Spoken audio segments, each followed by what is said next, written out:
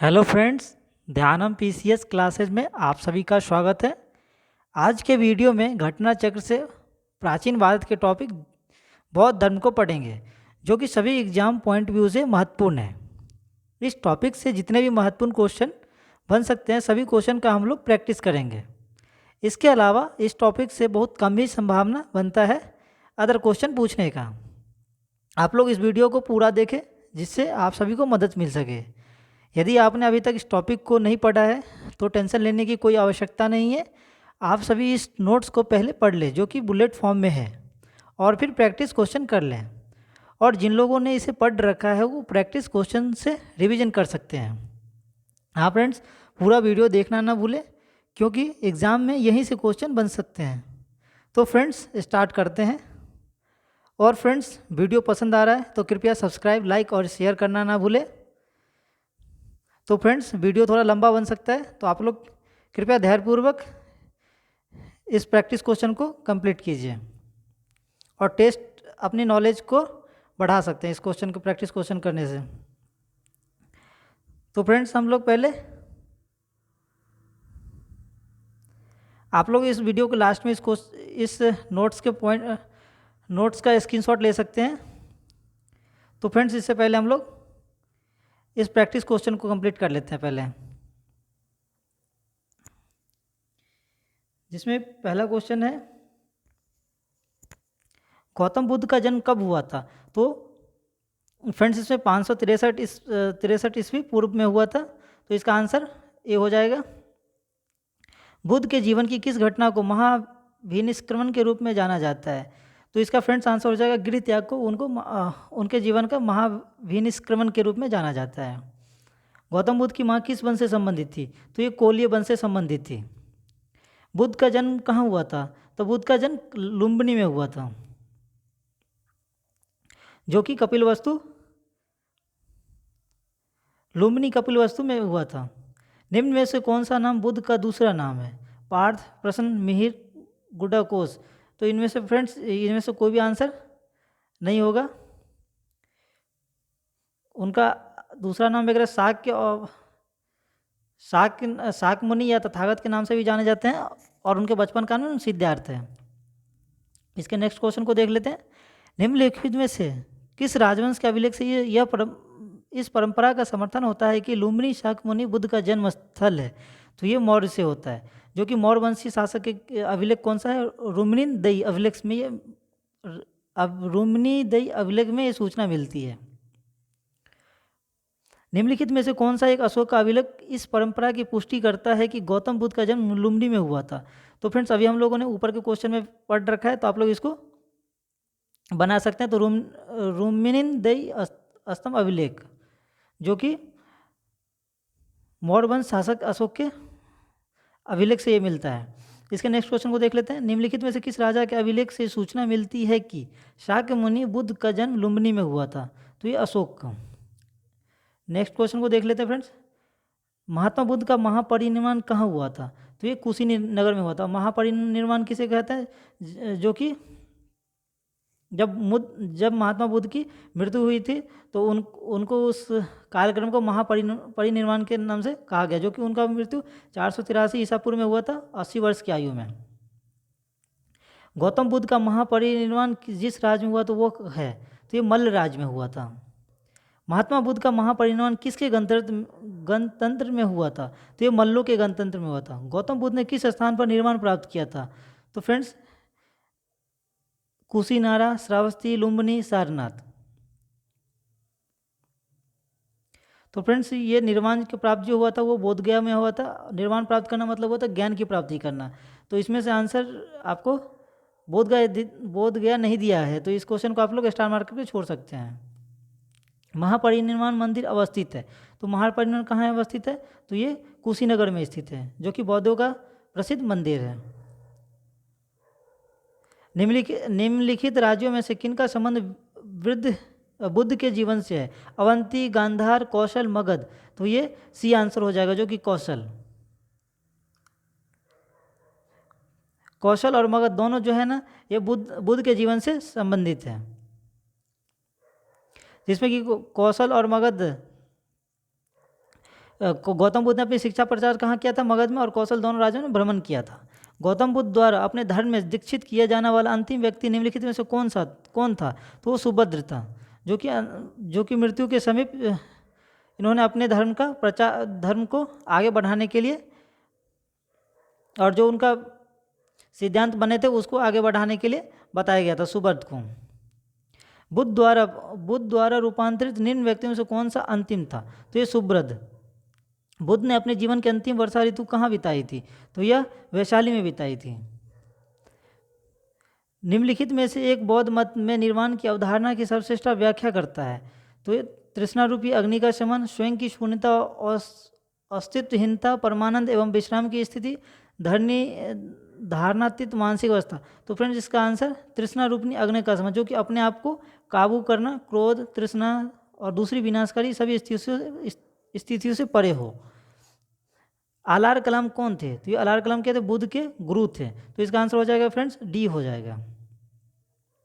महात्मा बुद्ध ने अपना पहला धर्म चक्र प्रवर्तन किस स्थान पे दिया था? तो ये सारनाथ में दिया था। और फ्रेंड्स इस क्वेश्चन को आप लोग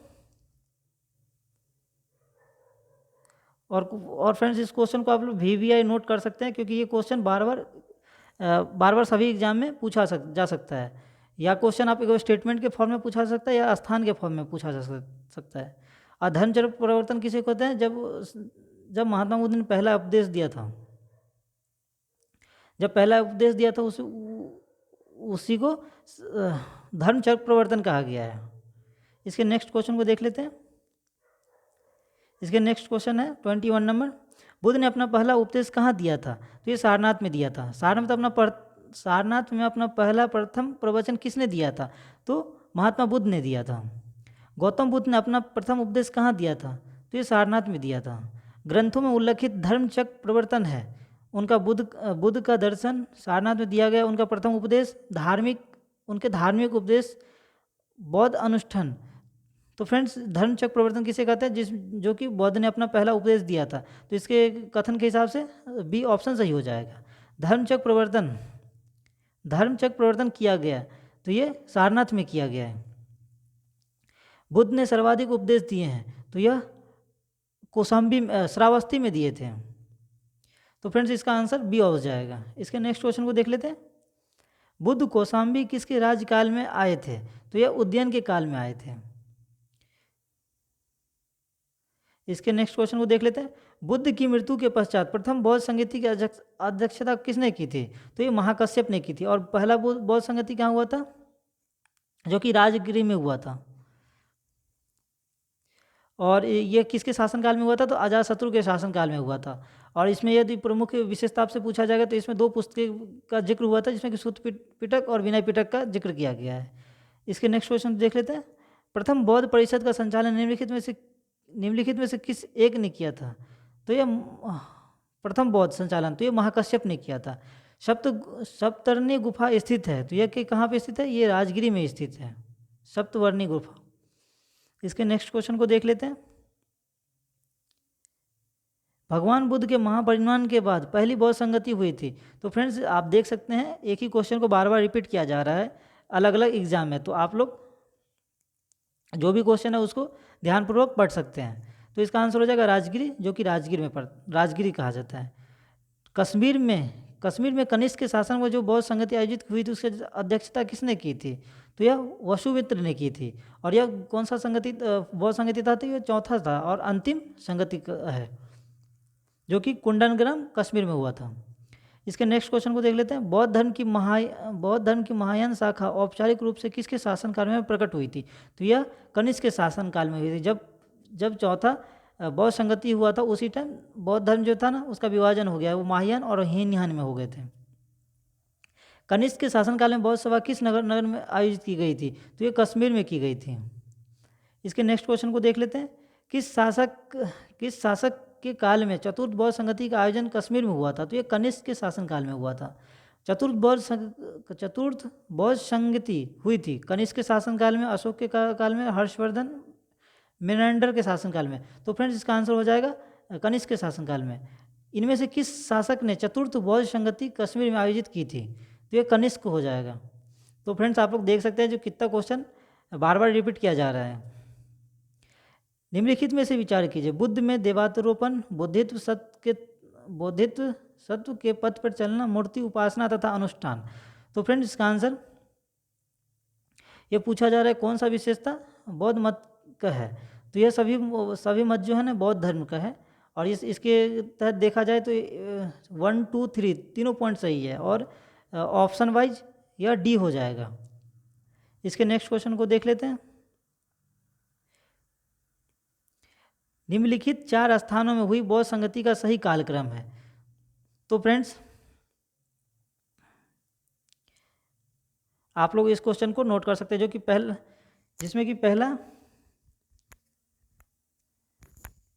जिसमें पहला बौद्ध संगति होता है वो कहाँ होता है? राजगिरी,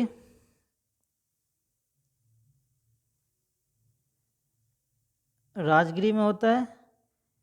दूसरा कहाँ होता है? दूसरा वैशाली। तीसरा होता है पाटलिपुत्र और चौथा होता है कश्मीर। तो आप इसके थ्रू देख सकते हैं कौन सा ऑप्शन सही होगा।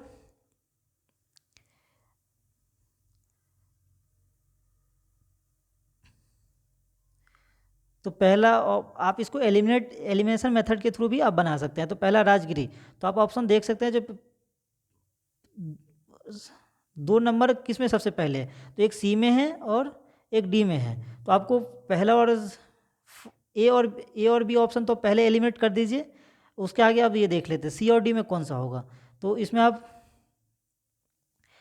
लास्ट वाले को ऑप्शन ले लेते हैं। जो चौथा कहाँ हुआ था? कश्मीर में होता है। कश्मीर किस में दिया है? कश्मीर दिया है आपको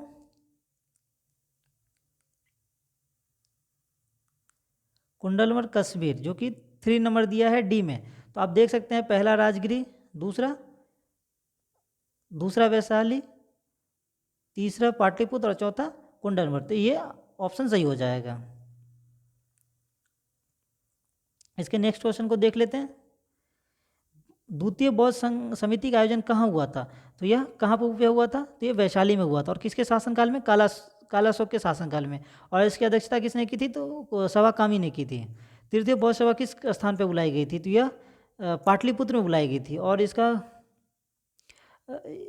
किसके शासनकाल में हुआ था? तो अशोक के शासनकाल में हुआ था। और इसका अध्यक्षता किसने किया था? तो मेगातिस मोगलीपुत्तिस्म ने की थी। प्रथम बौद्ध समिति का आयोजन हुआ था। तो फ्रेंड्स ऊपर के क्वेश्चन हम लोगों ने पढ़ चुके हैं, तो इसका आंसर हो जाएगा अजातशत्रु के शासनकाल में हुई थी। निम्नलिखित में से किस नगर में प्रथम बौद्ध सभा आयोजित की गई थी? तो फ्रेंड्स पहले ऑप्शन देख लेते हैं। तो ये क्या हो जाए? राजगीर में हो जाएगी। राजगीर में हुई थी। और राजगिरी आपको ऑप्शन में दोनों दिया जा सकता है या नाम चेंज करके दिया जा सकता है, राजगिरी या राजगिरी। तो आप आंसर ऑप्शन को देख के लगा सकते हैं। निम्न में से किस शासक ने द्वितीय बौद्ध सभा का आयोजन किया था? तो फ्रेंड्स ये कालाशोक ने किया था।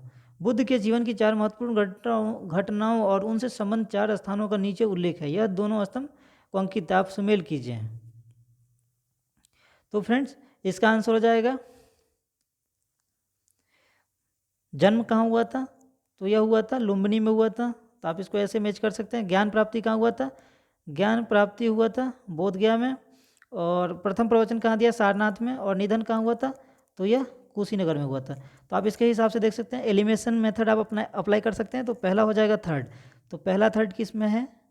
सी में है और किसी में भी नहीं है। तो आप इस क्वेश्चन को यहाँ से ही एलिमिनेट करके केवल डायरेक्ट ऑप्शन इसको चूज कर सकते हैं। इसके आगे के क्वेश्चन को देख लेते हैं। भारतीय कला में बुद्ध के जीवन की किस घटना का चित्रण मृग सहित चक्र द्वारा किया गया है? तो यह प्रथम उपदेश को किया गया है, जो कि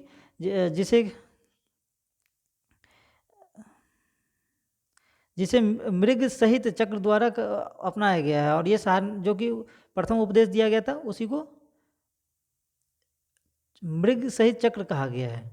इसके नेक्स्ट क्वेश्चन को देख लेते हैं। क्या दिया? सूची 1 और 2 को मिला सुमित कीजिए और जो सही है उसका मिलान कीजिए। तो फ्रेंड्स ये भी आपका मैच आ गया है, तो आप इसको मैच कर सकते हैं, जिसमें कि जन्म के समय पे क्या हुआ था, तो यह कमल कमल है, तो ये कमल हो जाएगा जन्म के समय। प्रथम प्रवचन में क्या हो जाएगा, ये धर्मचक्र प्रवर्तन जो कि कहा गया है इसको। और महाबोधि जो कि बोधि वृक्ष हो जाएगा। और त्याग त्याग के समय क्या होता है, जब वो घर से निकले थे तो घोड़ा का कहा जाता है, तो आप इसको त्याग का घोड़ा से आप मिलान कर सकते हैं। तो इसको आप एलिमिनेशन मेथड अप्लाई कर सकते हैं। ए का 4, आप इसमें ए का 4 किस में है, फर्स्ट इसमें भी है इसमें भी है, तो आप इसको एक ऑप्शन और चूज करना पड़ेगा आपको।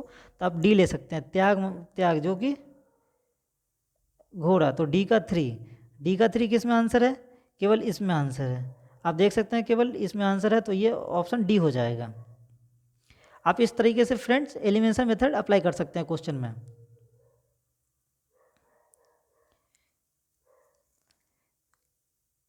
करमापा लामा तिब्बत के बुद्ध संप्रदाय के किस वर्ग का है, तो यह कंग यूपा संप्रदाय के हैं। तो आप लोग फ्रेंड्स इसको नोट कर सकते हैं, याद रखने के लिए पॉइंट है। महात्मा बुद्ध के जीवन के संबंध में निम्नलिखित कथनों में सही सम्मिलित कीजिए। तो उनका जन्म कपिलवस्तु में हुआ था, यह तो ऑप्शन गलत है पहले ही। कपिलवस्तु में नहीं, हाँ ऑप्शन सही है, कपिलवस्तु लुम्बिनी में हुआ था। उन्होंने बोध गया में ज्ञान की प्राप्ति किया था, यह सही है। उन्होंने वैदिक धर्म को अस्वीकार किया था, यह भी सही है। उन्होंने आर्य सत्य का प्रचार किया था, यह भी सत्य है। तो फ्रेंड्स इस कथन को यदि देखा जाए तो चारों कथन ही सही है, तो आप ऑप्शन डी के साथ जा सकते हैं। बोध गया में महाबोधि मंदिर बनवाया था, तो किसने बनवाया था, गौतम बुद्ध पैदा हुए थे, गौतम बुद्ध को ज्ञान की प्राप्ति हुई थी। तो फ्रेंड्स इसका आंसर ज्ञान की प्राप्ति हुई थी। इसके नेक्स्ट क्वेश्चन देख लेते हैं। बोध गया में बोधि वृक्ष अपने वंश की इस कौन सी पीढ़ी का है, तो यह कौन सी पीढ़ी का है, तो ये 5वीं पीढ़ी का है। इस क्वेश्चन को हम लोग थोड़ा इसके पॉइंट को नोट कर पढ़ लेते हैं। जहाँ पे महात्मा बुद्ध ने ज्ञान की प्राप्त की थी, हेनसांग के अनुसार उस मूल वृक्ष को 7वीं शताब्दी में सम्राट शशांक ने नष्ट करा दिया था। और पांचवी, और यह क्या है, 5वीं पीढ़ी का वृक्ष है, जिसे अलेक्जेंडर कनिंघम ने लगवाया था। आपसे पूछा जा सकता है जो 5वीं पीढ़ी का अभी बोधि वृक्ष है उसे किसने लगवाया था, तो अलेक्जेंडर कनिंघम ने लगवाया था। इसके नेक्स्ट क्वेश्चन देख लेते हैं।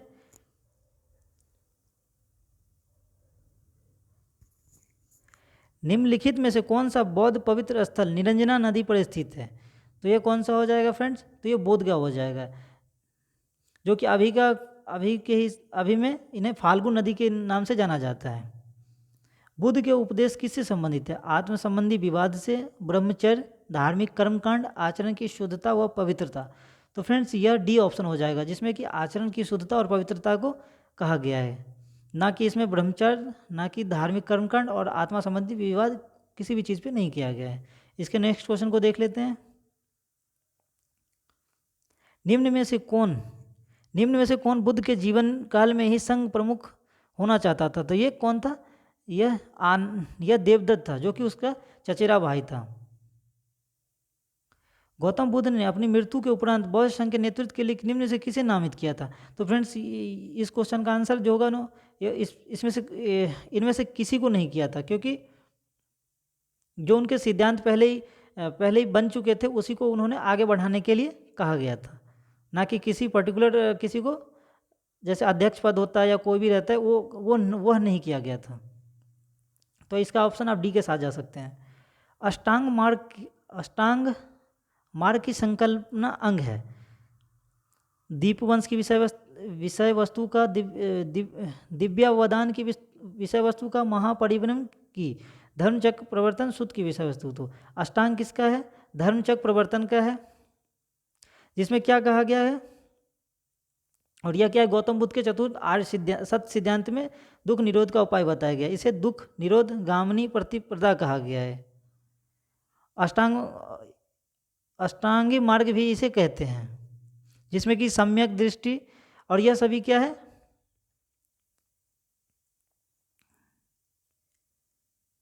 और ये यह क्या निर्वाण बौद्ध धर्म का क्या है, पर इसमें बौद्ध धर्म का क्या है, परम लक्ष्य क्या है, निर्वाण प्राप्त करना। और यह निर्वाण प्राप्ति करने के यह पॉइंट्स वगैरह हैं जो कि आप इसको फॉलो कर सकते हैं।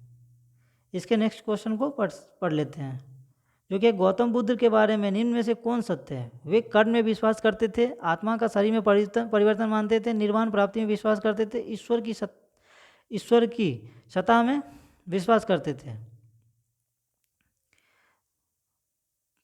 तो फ्रेंड्स इसमें देखा जाए तो यह तो गलत हो जाएगा, क्योंकि यह पुनर्जन्म में भी विश्वास करते थे। कर्म में विश्वास रखते थे, ये तो सही हो जाएगा। निर्वाण प्राप्ति में, ये ईश्वर की सत्ता में, ये तो गलत हो जाएगा, ये ईश्वर को नहीं मानते। तो ये इसके हिसाब से 1 और 3 सही है। 1 और 3 किसी ऑप्शन में नहीं है, तो इस क्वेश्चन को आप लोग स्टार मार करके छोड़ सकते हैं, क्योंकि इसका 1 और 3 पॉइंट सही है, इसके अलावा दोनों पॉइंट गलत है। इसके नेक्स्ट क्वेश्चन को देख लेते हैं। बौद्ध संघ में भिक्षुणी के रूप में स्त्रियों के प्रवेश की अनुमति बुद्ध द्वारा दी गई थी। तो यह कहाँ पे दी गई थी, वैशाली में दी गई थी। और उनका बौद्ध संघ में प्रथम भिक्षुणी कौन थे, वो उनके मौसी थे, जो कि प्रजापति गौतमी थी। त्रिपिटक क्या है, तो आप लोग इस फ्रेंड्स ऑप्शन को पढ़ सकते हैं, मैं केवल आपको आंसर बताते जा रहा हूँ, जो कि आपको प्रैक्टिस में मदद मिलेगा। और यह वीडियो लंबा बन सकता है, तो आप लोग इसको जल्दी जल्दी कंप्लीट कर सकते हैं। जिसमें कि त्रिपिटक क्या है, तो यह क्या है, बुद्ध के उपदेशों का संग्रह है, ना कि 3 ऑप्शन जो है वो गलत है। जिसमें त्रिपिटक में क्या है, पहला क्या है सूत पिटक, पहला क्या है विनय पिटक, जो कि संघ संबंधित नियम और इसमें आचार की शिक्षाएं हैं। सूत पिटक में क्या है, धार्मिक सिद्धांत है। और अभिधम पिटक में क्या है, दार्शनिक सिद्धांत है। त्रिपिटक ग्रंथ किस धर्म से संबंधित है, तो यह कौन सा है, बौद्ध धर्म से संबंधित है। इसको नेक्स्ट क्वेश्चन देख लेते हैं। त्रिपिटक किसकी धार्मिक पुस्तक है, तो यह बौद्ध धर्म की धार्मिक पुस्तक है। त्रिपिटक निम्नलिखित में से किससे संबंधित है, तो बौद्ध से संबंधित है। निम्नलिखित में से किस बौद्ध ग्रंथ में संघ जीवन के नियम के बारे में बताया गया है, तो ये क्या विनय पिटक में बताया गया है। यमक बुद्ध पिटक से संबंधित है, तो यह क्या है, अभिधम्म से है, जो कि दार्शनिक, यह क्या अभिधम्म के अंतर्गत क्या है, दार्शनिक सिद्धांतों का संग्रह मिलता है इसमें। इसके आगे क्वेश्चन को देख लेते हैं। निम्नलिखित में से किस बौद्ध साहित्य में महात्मा बुद्ध के नैतिक एवं सिद्धांत संबंधित प्रवचन मिलते हैं, तो किसमें, सूत पिटक में मिलते हैं। इसके नेक्स्ट क्वेश्चन देख लेते हैं।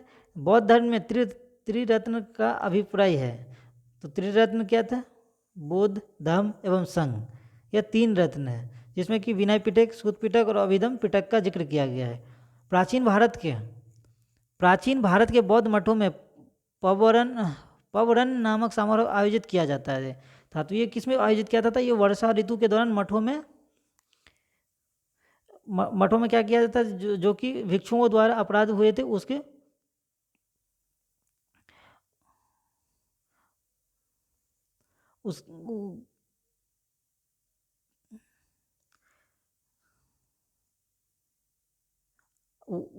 इसमें क्या किया जाता था, वर्षा ऋतु के दौरान मठों में जो प्रवास के दौरान भिक्षुओं द्वारा अपराध किए गए थे उसको वो स्वीकार किया जाता था। अशोकाराम विहार निम्नलिखित में से किस स्थान पर स्थित है, वैशाली, पाटलिपुत्र, कौशाम्बी, श्रावस्ती। तो फ्रेंड्स इसका आंसर हो जाएगा अशोकाराम विहार, जो कि पाटलिपुत्र में स्थित है। इसके नेक्स्ट क्वेश्चन को देख लेते हैं। विश्व का सबसे ऊंचा कहा जाने वाला विश्व शांति स्तूप बिहार में कहाँ है, तो ये कहाँ पे है, राजगीर में है, जो कि 400 मीटर ऊंचाई है। बुद्ध की 80 फीट प्रतिमा, जो कि बोध गया में निर्मित की गई थी, जापानियों के द्वारा, थाई लोगों के द्वारा, श्रीलंकाइयों के लिए भूटानियों के द्वारा, तो ये जापानियों के द्वारा की गई थी। सर्वप्रथम स्तूप शब्द कहाँ मिलता है, तो ये ऋग्वेद में मिलता है। और स्तूप का अर्थ क्या होता है? किसी वस्तु का ढेर। वह स्तूप स्थल जिसका संबंध भगवान बुद्ध के जीवन की किसी घटना से नहीं रहा है। सारनाथ, सांची, बोधगया, कुशीनारा। तो फ्रेंड्स आप लोग देख सकते हैं सारनाथ, बोधगया और कुशीनारा से इनका संबंध था, जबकि सांची से इनका कोई संबंध नहीं रहा। तो आप इसका बी ऑप्शन के साथ जा सकते हैं। निम्नलिखित स्तूपों का सही तैथिक तिथिकरण पूछा जा रहा है। भरहुत, सांची, अमरावती, धमेक। तो फ्रेंड्स इस क्वेश्चन को आप लोग देख सकते हैं, जो कि एक अनआंसर्ड है। तो इस क्वेश्चन को हम लोग स्किप करते हैं, और इसका पर्टिकुलर कोई आंसर नहीं है, तो इसलिए हम लोग इस क्वेश्चन को छोड़ सकते हैं।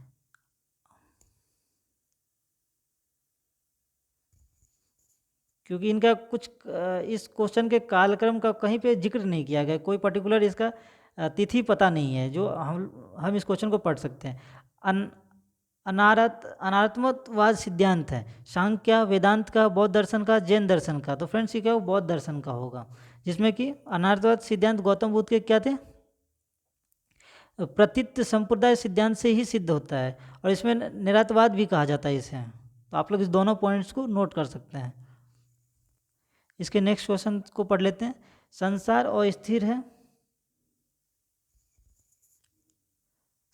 अस्थिर है और क्षणिक है का निम्न में से किससे संबंध है? तो किससे संबंधित है? यह बौद्ध से संबंधित है। बौद्ध दर्शन में क्षणिकवाद को स्वीकार किया गया है, और बौद्ध ने क्या किया था? स्वयं अनित्यवाद के सिद्धांत को प्रतिपादन दिया था, और उनका कहना था जगत की सभी वस्तुएं क्षण मात्र के लिए ही अपना अस्तित्व कायम रखती है। इसके नेक्स्ट क्वेश्चन को देख लेते हैं। निम्नलिखित में से किसी एशिया के ज्योतिपुंज के तौर पे जाना जाता है? तो ये गौतम बुद्ध को जाना जाता है, और इनके ऊपर एडविन अर्नाल्ड ने पुस्तक लिखी थी जिसका नाम है लाइट ऑफ एशिया। निम्नांकित में से किसी एशिया के ज्योतिपुंज नाम से जाना जाता है? तो फ्रेंड्स हमने ऊपर के क्वेश्चन में पढ़ा है, तो आप लोग इसको कंप्लीट कर सकते हैं इस क्वेश्चन को। क्षणिकवाद का प्रतिपादन किसने किया था? तो ये बुद्ध ने किया था। और क्षणिकवाद का सिद्धांत क्या था? बौद्ध दर्शन से संबंधित थे, और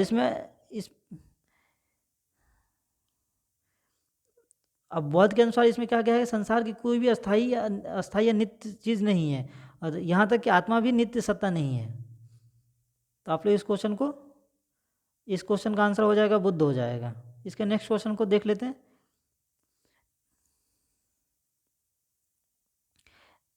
भारत के सांस्कृतिक इतिहास के संदर्भ में परमिता शब्द का सही विवरण निम्नलिखित में से क्या है? सूत्र पद्धति में लिखे गए प्राचीनतम धर्मशास्त्र, वेदों के प्राधिकार को अस्वीकार करने वाला दार्शनिक संप्रदाय, परिपूर्णताएं जिनकी प्राप्ति से बौद्धित्व पद प्रशस्त हुआ, आरंभिक मध्यकालीन दक्षिण भारत के शक्तिशाली व्यापारी। तो फ्रेंड इसका क्वेश्चन का जो हो जाएगा आंसर, वो बौद्धित्व से हो जाएगा। परमिता शब्द का विवरण इसी में दिया गया, बौद्धित्व शब्द में। इसके कुछ पॉइंट्स को हम लोग देख लेते हैं। बौद्ध धर्म में बोधिसत्व को बुद्धत्व प्राप्त करने के परमिता नामक विशिष्ट साधना के वर्णन के रूप में किया गया है। परमिता ही एकमात्र ऐसा साधन है जिसके द्वारा बुद्धित्व की प्राप्ति की जाती है। और इसमें क्या किया है? जो बौद्धित्व सत्य है उसे षट पारमिताओं, दान पारमिता, शील पारमिता, शांति पारमिता, ध्यान पारमिता और प्रज्ञा पारमिता ग्रहण करना। तो फ्रेंड्स ये पॉइंट्स आप लोग नोट कर सकते हैं। आगे क्वेश्चन को देख लेते हैं। सर एडविन अर्नाल्ड की पुस्तक द लाइट ऑफ एशिया आधारित है, तो यह ललित दिव्यावरदान, सुत्त पिटक, ललित विस्तार, अभिधम्म पिटक पे। तो फ्रेंड्स इसका आंसर ललित विस्तार हो जाएगा। बौद्ध धर्म के महायान और हीनयान संप्रदायों में सर्वाधिक मौलिक अंतर निम्नलिखित में से कौन सा है? अहिंसा पर बल, जाति रहित समाज, देवी देवताओं की पूजा, स्तूप पूजा। तो फ्रेंड्स आप लोग इस क्वेश्चन का आंसर देवी देवताओं की पूजा ऑप्शन के साथ जा सकते हैं, क्योंकि और सभी ऑप्शन दोनों में कॉमन है, लेकिन पूजा संबंधित नियम जो है अलग है दोनों में। गौतम बुद्ध को एक देवता का स्थान किस राजा के युग में प्राप्त हुआ? तो आप लोग इस क्वेश्चन को यहीं से आप एलिमिनेट कर सकते हैं, वो कनिष्क हो जाएगा, क्योंकि चौथा बौद्ध संगति जो हुआ था वो कुंडलग्राम कश्मीर में हुआ था, और उसी टाइम पे महायान और हीनयान में दो संप्रदाय बट गए थे।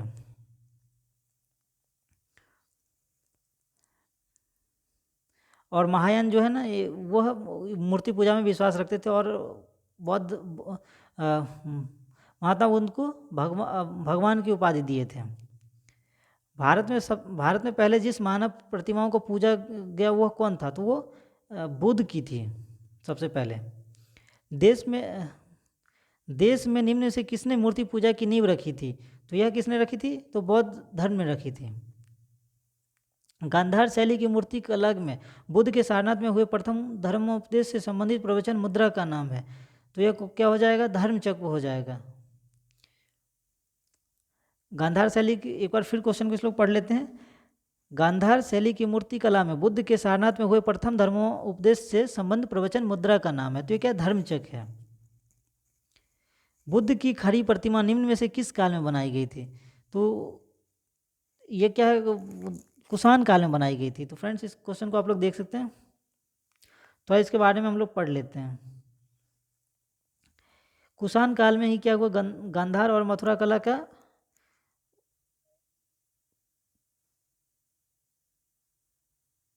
क्या हुआ? तो कुषाण काल में गांधार और मथुरा कला शैली के तहत बुद्ध एवं बोधिसत्व की बहुसंख्य मूर्तियों को निर्माण किया गया है। लेकिन इतिहासकारों के हिसाब से सर्वप्रथम मथुरा में ही बुद्ध मूर्तियों का निर्माण किया गया, जहां इनके लिए पर्याप्त आधार था। हेनसांग के विवरण के अनुसार क्या कहा गया? बुद्ध की प्रथम प्रतिमा कौशाम्बी में बनी थी, परंतु उनके अनेक विद्वान महात्मा बुद्ध की प्रतिमा के निर्माण का श्रेय गांधार कला को देते हैं। लेकिन इसी पॉइंट के तहत क्या कहा गया? यह निश्चित नहीं किया जा सकता है कि बुद्ध की प्रथम प्रतिमा कहाँ बनी थी। तो फ्रेंड्स,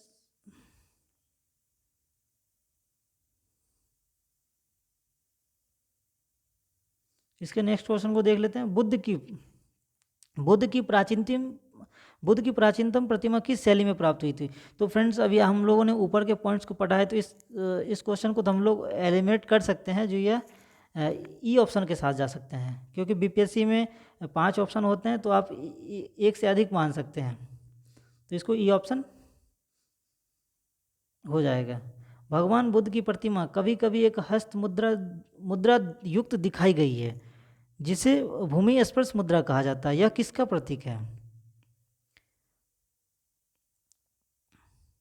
मार्ग पर दृष्टि रखने वाला, ध्यान में विघ्न डालने वाला को रोकने के लिए बुद्ध के धरती का आह्वान, मार्ग के प्रलोभनों के बावजूद उन अपनी सुचिता और शुद्धता का साक्षी होने के लिए बुद्ध का धरती पर आह्वान, बुद्ध का अपने अनुयायियों को स्मरण करना कि वे सभी धरती से उत्पन्न हुए और अंततः धरती में विलीन हो जाएंगे। तो फिर इसका आंसर बी हो जाएगा, क्योंकि इसका कथन था मार्ग के प्रलोभनों के बावजूद अपनी सुचिता और शुद्धता का साक्षी होने के लिए बुद्ध का धरती का आह्वान था। इसके नेक्स्ट क्वेश्चन को देख लेते हैं। भूमि स्पर्श मुद्रा की सारनाथ बुद्ध मूर्ति संबंधित है, तो वो गुप्त काल से संबंधित है। और इस मूर्ति में क्या था? गंभीर मुस्कान एवं शांत ध्यानमुद्र मुद्रा का कला दिखाया गया है। इसके नेक्स्ट क्वेश्चन को देख लेते हैं। सारनाथ की मूर्ति भूमि स्पर्श मुद्रा वाली बुद्ध पूर्णिमा कालांकित है, तो यह गुप्त काल से कालांकित है। भारत के सांस्कृतिक इतिहासकार के संदर्भ में निम्नलिखित यूनों पर विचार कीजिए। परिविभाजक, श्रमण, उपासक। तो इसका आपसे मैच करने के लिए पूछा जा रहा है, जो सही सुमेलित कौन सा है? परिविभाजक, परित्यागी या भ्रमणकारी सही है। श्रमण उच्च पद प्राप्त पूजाकारी, उपासक बौद्ध धर्म का श्रवण। तो फ्रेंड्स, इसमें देखा जाए तो आपका 1 और 3 ऑप्शन जो है सही है, लेकिन श्रमण जो है पद का पुजारी नहीं होगा। ये श्रमण जो होता है ना, जो घूमने वाला होता है, भिक्षु या साधु आप बोल सकते हैं, तो वो हो जाएगा। तो इसमें सेकंड ऑप्शन गलत है। तो आप यदि ऑप्शन एलिमिनेट करना है तो ये बी ऑप्शन हो जाएगा, जो कि आप आंसर इसको कंप्लीट कर सकते हैं। नेक्स्ट क्वेश्चन को कंप्लीट करते हैं फ्रेंड्स। निम्नलिखित में से कौन सा शासक ने बौद्ध मत के विचार में योगदान नहीं दिया था? हर्षवर्धन, कनिष्क, अशोक, पुष्यमित्र, शुंग ने। तो फ्रेंड्स, इसका आंसर हो जाएगा 3 शासक जो थे, ये सभी बौद्ध धर्म का विस्तार किए थे, लेकिन ये पुष्पमित्र शुंग जो था ना, ये इनका प्रसार नहीं किए थे। तो आप डी ऑप्शन के साथ जा सकते हैं। इनके पॉइंट्स के बारे में भी कुछ पढ़ लेते हैं, जो कि एग्जाम पॉइंट भी से इम्पोर्टेंट बन सकते हैं। अशोक, कनिष्क और हर्षवर्धन ने बौद्ध धर्म के विकास में योगदान दिया था, जबकि शुंग वंश के संस्थापक पुष्पमित्र शुंग ने मगध साम्राज्य पर अधिकार जमा कर जहां एक और यवनों के आक्रमण से देश की रक्षा की, वहीं दूसरी ओर देश में शांति और व्यवस्था की स्थापना कर वैदिक धर्म व्यवस्था आदर्शों जो अशोक के शासनकाल में उपेक्षित हो गए थे, उन्हें पुनः प्रतिष्ठित किया था। इस कारण क्या हुआ, उसका वैदिक प्रतिक्रिया अथवा वैदिक पुनर्जागरण का काल भी कहा जा सकता है। इसके नेक्स्ट क्वेश्चन को देख लेते हैं। निम्नलिखित वक्तव्य विचार कर और नीचे दिए गए कोट से सही उत्तर कीजिए। कुशीनगर मल्ल गणराज्य की राजधानी थी, तो ये फ्रेंड सही हो जाएगा। महात्मा बुद्ध का महापरिनिर्वाण कुशीनगर में हुआ था, तो ये भी सही हो जाएगा। ऑप्शन इसका दिया क्या है, इसका दिया है दोनों ए और आर सही है, परंतु आर सही व्याख्या है। ए और आर सही है, परंतु तो फ्रेंड्स ये सही है परंतु आर गलत है। ये सी डी तो होगा नहीं यहाँ ऑप्शन। इसमें कहा गया है आर ए का सही व्याख्या है। तो फ्रेंड्स इसमें कोई ऐसा रीजन नहीं है जिस वजह से कुशीनगर मल्ल की गण राजधानी थी महात्मा बुद्ध का। तो फ्रेंड्स इसका आंसर ए हो सही, परंतु आर सही का व्याख्या नहीं है। तो फ्रेंड्स इसका व्याख्या तो कोई क्लियर नहीं है, तो इसलिए आप इसका आंसर बी कर सकते हैं, जो कि है ए और आर दोनों सही है, परंतु आर जो रीजन जो है वो ए का सही व्याख्या नहीं है। निम्नलिखित युगलों में से कौन सा सही सुमेलित है? लोथल, सारनाथ, राजगीर, नालंदा। सही सुमेलित पूछ रहा है। लोथल प्राचीन गोदी क्षेत्र, यह तो सही है। सारनाथ बुद्ध का प्रथम धर्मोपदेश, यह तो सही है। राजगीर अशोक का सिंह स्तंभ, और नालंदा बौद्ध अधिगम का महान पीठ। तो फ्रेंड्स इसमें राजगीर जो वो तो गलत हो जाएगा, क्योंकि अशोक का जो स्तंभ है वो कहाँ, अशोक का सिंह स्तंभ जो है ना, वह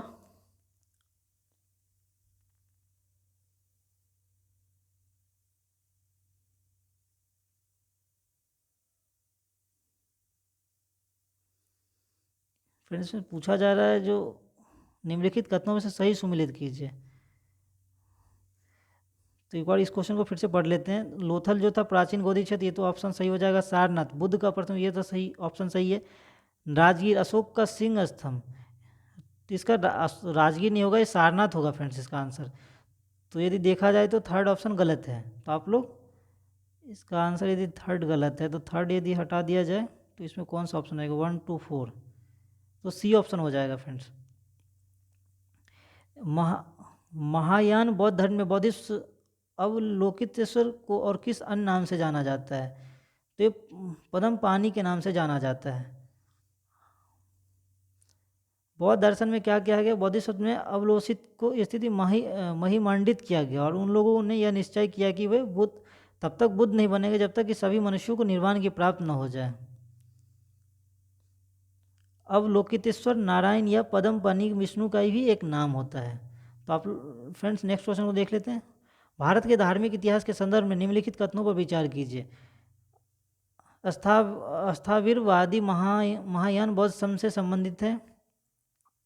लोकेत्तरवादी संप्रदाय बौद्ध धर्म के महासंधिक संप्रदाय की एक शाखा है। महासंघियों के द्वारा बुद्ध के देवात्मक ने महायान बौद्ध धर्म को प्रोत्साहित किया था।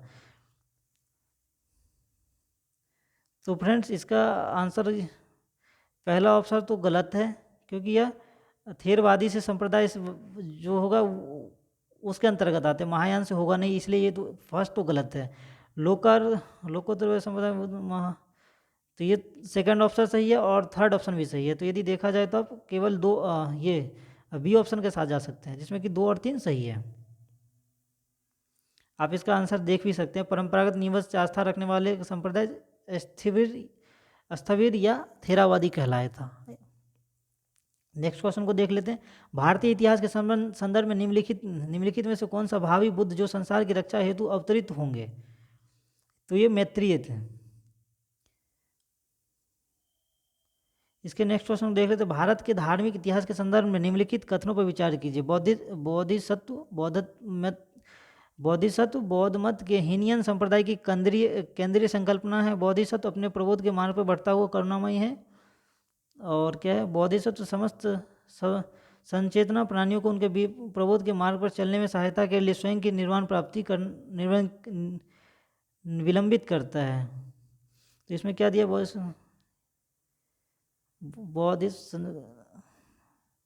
तो फ्रेंड्स इस क्वेश्चन में देखा जाए तो पहला ऑप्शन जो है वो गलत है, केंद्रीय संप्रदाय।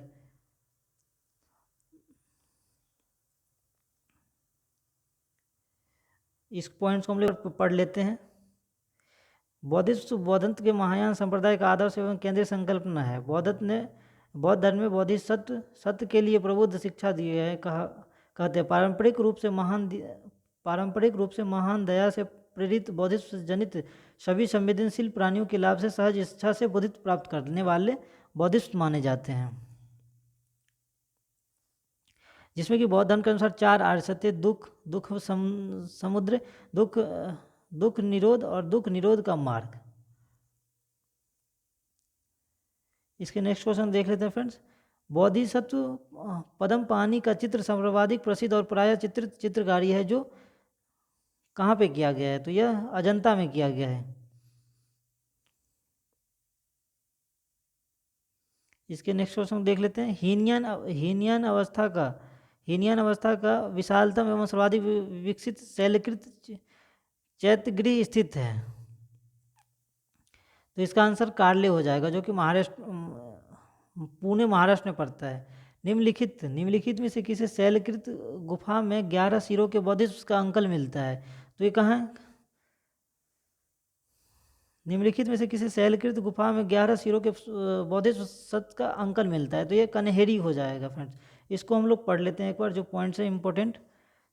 सलसेती द्वीप में स्थित कन्हेरी गुफा महाराष्ट्र में मुंबई शहर का एक प्रमुख पर्यटन स्थल है। यह गुफा संजय गांधी राष्ट्रीय उद्यान परिसर का स्थित है। प्राचीन अभिलेखों में कान्हाहेलसेल कृष्णगिरी कान्हगिरी नाम से उल्लेखित है। कान्हेरी बौद्ध धर्म का प्रमुख केंद्र था। कन्हेरी में ही क्या है, एक पहाड़ी में सर्वाधिक संख्या में गुफाओं का निर्माण किया गया है। और कन्हेरी को गुफाओं का निर्माण पहली शताब्दी ईस्वी पूर्व में किया गया था, और यह 11वीं शताब्दी तक इस्तेमाल रही थी। गुफा में क्या टोटल 41 थे, इसमें 23 नंबर क्रमांकित किया गया था। इसके नेक्स्ट क्वेश्चन देख लेते हैं। प्रथम शताब्दी ईस्वी में किस भारतीय बौद्ध भिक्षुक को चीन भेजा गया था, तो यह कौन था? नागार्जुन था, जो कि कनिष्क के दरबार में एक महान विभूति था। इसके नेक्स्ट क्वेश्चन को देख लेते हैं। शून्यता के सिद्धांत का सर्वप्रथम प्रतिपादन करने वाले बौद्ध दार्शनिक का नाम था, तो ये कौन था? नागार्जुन था। और इसने क्या कहा था, इसको पढ़ लेते हैं। इनकी क्या है प्रसिद्ध रचना कौन सी थी? माध्यमिका कारिका, जिसे सापेक्षवाद भी कहा जाता है, जिसके अनुसार क्या क्या प्रत्येक वस्तु किसी न किसी कारण से उत्पन्न हुई है और उन पर निर्भर है। और नागार्जुन ने प्रतीत संप्रदाय को ही शून्यता माना है। इसके नेक्स्ट क्वेश्चन को देख लेते हैं। नागार्जुन किस बौद्ध संप्रदाय के सेवक हैं, तो ये माध्यमिक ही है। बौद्ध शिक्षा का केंद्र है, तो कौन था? विक्रमशिला। अब देखा जाए तो तीन बौद्ध, नालंदा, वल्लभी और विक्रमशिला, जो कि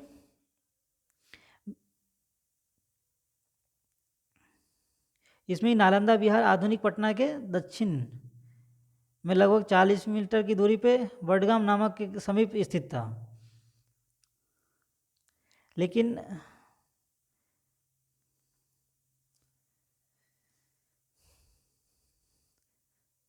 वल्लभी जो था गुजरात के कटियावाड़ क्षेत्र में आधुनिक वल नामक स्थान पर पश्चिम में स्थित शिक्षा एवं संस्कृति का प्रमुख केंद्र था। और विक्रमशिला बिहार के आधुनिक भागलपुर मील पूर्व की पत्थर घाट नामक पहाड़ी पर स्थित था। तो फ्रेंड्स इस तरीके से आप लोग देख सकते, इसमें कि विक्रमशिला महावीर की स्थापना किसने की थी? नरेश धर्मपाल ने की थी। नेक्स्ट क्वेश्चन को देख लेते हैं। वल्लभी विश्वविद्यालय स्थित है, तो वल्लभी कहाँ स्थित है? तो वो गुजरात में स्थित है। नालंदा विश्वविद्यालय की स्थापना का युग है मौर्य, कुषाण, गुप्त, पाल, तो ये गुप्त काल में हुई थी, जो कि कुमार गुप्त ने करवाया था। नेक्स्ट क्वेश्चन देख लेते हैं। नालंदा विश्वविद्यालय के संस्थापक कौन थे? तो फ्रेंड्स अभी पिछले क्वेश्चन हमने कंप्लीट करा है, तो इसका आंसर हो जाएगा कुमारगुप्त ने करा था। नालंदा विश्वविद्यालय किस लिए प्रसिद्ध था? तो ये नालंदा विश्वविद्यालय बौद्ध दर्शन के लिए प्रसिद्ध था। नीचे दिए गए वक्तव्य में दिए गए कथन और दोनों को ध्यानपूर्वक पढ़े। 12वीं शताब्दी के अंत तक नालंदा महाविहार का पतन हो गया था। महाविहार को राजकीय प्रशय मिलना बंद हो गया था। तो फ्रेंड्स यह दोनों ऑप्शन तो सही है। अब ए और आर सही है, तो फ्रेंड्स इसका आंसर हो जाएगा ए हो जाएगा, जो कि महाविहार जो राजकीय प्रशय मिलना बंद हो गया, तो उसकी वजह से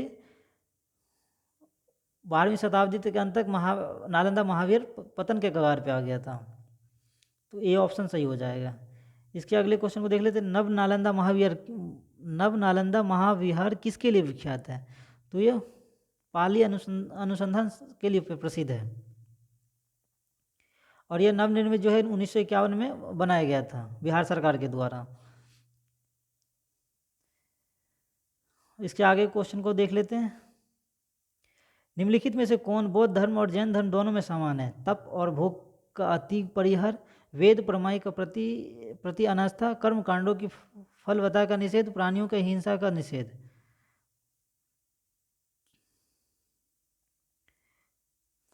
तप और भोग का प्रति का परिहार, वेद प्रमाई के प्रति। तो फ्रेंड्स इसमें तप और भोग का जिक्र नहीं करा गया, तप और भोग का दोनों धर्म में जिक्र नहीं किया गया है। तो इसके हिसाब से पहला स्टेटमेंट जो कि गलत है, तो आप इसको एलिमिनेट कर सकते हैं, जो कि 2, 3, 4 हो जाएगा। तो 2, 3, 4 हो गया, बी ऑप्शन हो जाएगा। तो आप बी ऑप्शन के साथ जा सकते हैं। इसके नेक्स्ट क्वेश्चन को देख लेते हैं। प्राचीन भारतीय इतिहास के संदर्भ में निम्नलिखित में से कौन सा बौद्ध धर्म और जैन धर्म दोनों में समान रूप से विद्यमान है? तो फ्रेंड्स अभी हमने ऊपर के क्वेश्चन में पढ़ा है, तो आप लोग इस क्वेश्चन को कंप्लीट कर सकते हैं, जिसमें कि तप और भोग का अति परिहार है। निम्नलिखित में से कौन सी बात बौद्ध धर्म तथा जैन धर्म में समान मिलता है? तो ये कौन सा है? वह आत्मदमन है। अहिंसा, वेदों के प्रति रीति रिवाज ये अलग है, जबकि आत्मदमन है जो कि दोनों बौद्ध धर्म और जैन धर्म में समान है। नेक्स्ट क्वेश्चन देख लेते हैं। भगवान बुद्ध ने निम्नलिखित में 4 आर्य सत्यों का प्रतिपादन किया। दुख का निरोध, दुख निरोध का मार्ग, दुख का कारण। तो फ्रेंड्स तो यदि इसका सीक्वेंस जमाएंगे तो हम देखेंगे दुख जो है दुख का कारण है,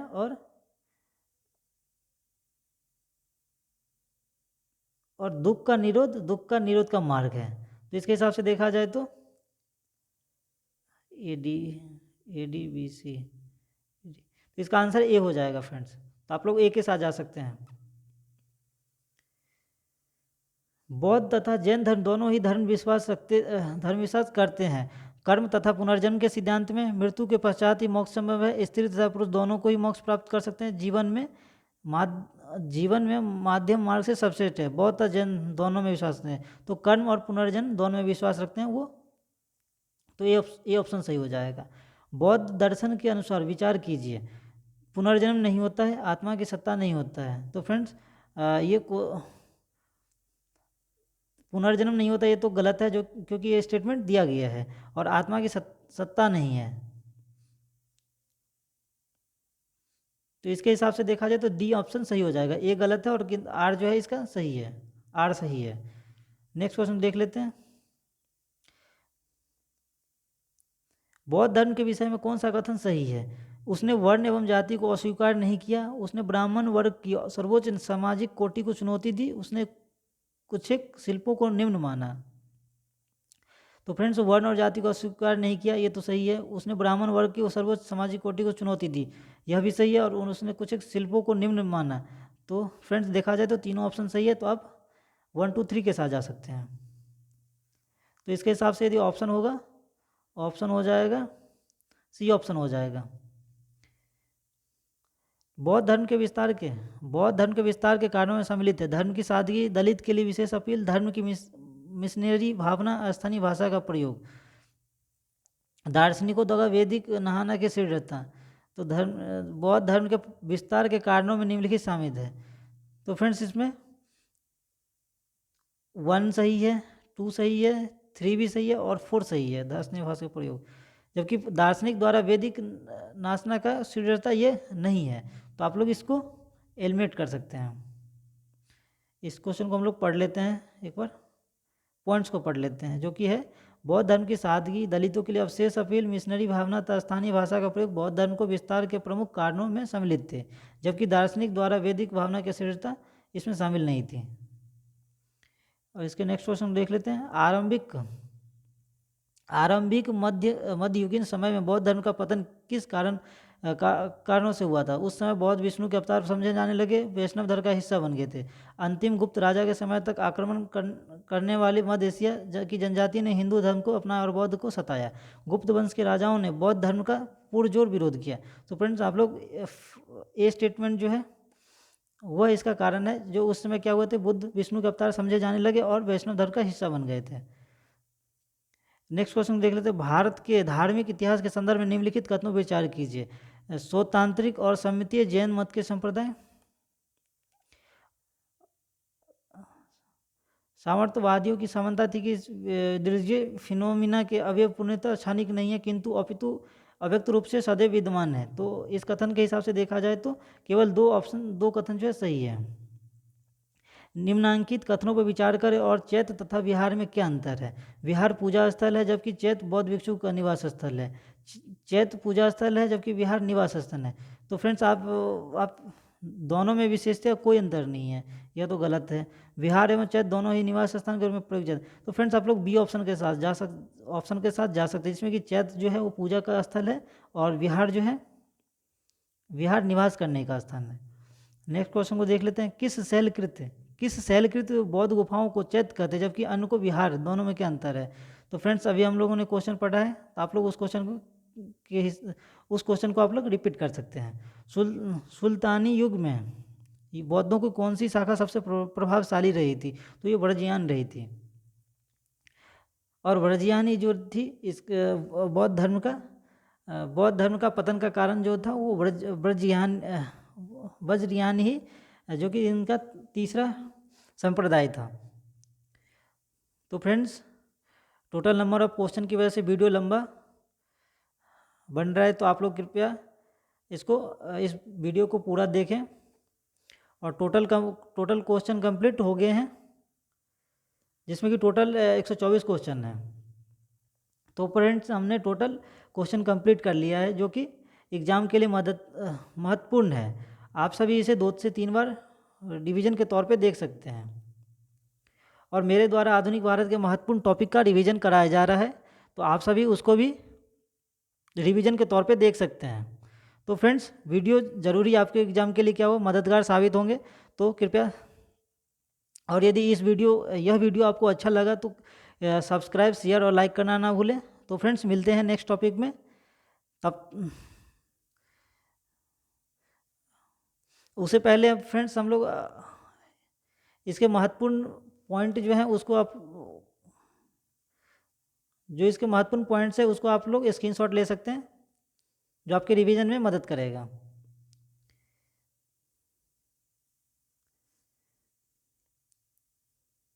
तो फ्रेंड्स आप लोग इसका स्क्रीनशॉट ले सकते हैं।